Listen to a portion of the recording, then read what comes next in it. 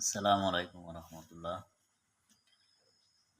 প্রথম আলোতে একটা রিপোর্ট প্রকাশিত হয়েছে। রিপোর্টটা হলো মেট্রো রেলের নিচে চা দোকানির 20,000 টাকা দিতে হয়।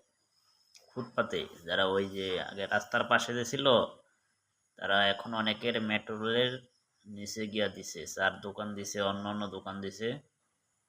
দেখলাম পত্রিকায় একজন চাওয়ালার 20,000 টাকা দিতে হয়, অন্যান্য দোকানের জন্য 30,000 টাকা। আমরা সরকারকে বলছি, এই দেশটা হলো ছোট্ট একটা দেশ, ঘনবসতির দেশ। সব কিছু আমাদেরকে একটা মানবিক বিবেচনায় রাখতে হবে। এই দেশটা ঘনবসতির দেশ। এই দেশে বেকারের সংখ্যা বেশি, কোটি কোটি মানুষ বেকার এই দেশে।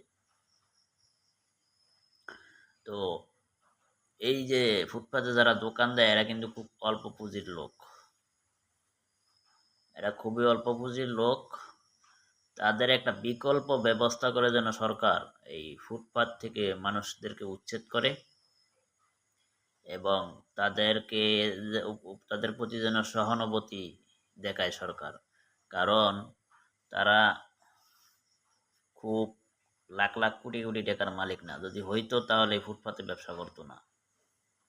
আর সরকারের দলীয় লোকজন যে এদের কাছ থেকে চাঁদা উঠে খায়, এইটা পারলে সরকার প্রতিহত করুক। সরকার যদি সদ ইচ্ছা থাকে, তাহলে এই যে চাঁদা উড়ায় যারা খায় তাদেরকে প্রতিহত করুক, আইনের আওতায় আনুক। এবং ফুটপাতে যারা ব্যবসা করে তাদেরকে মানবিক দৃষ্টি দেওয়ার উচিত তাদের প্রতি।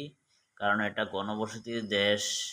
এখানে আপনি যতই চেষ্টা করেন ফুটপাত থেকে এই হকারদের উঠানোর জন্য, এটা একটা মানে কষ্টকর বিষয় হবে।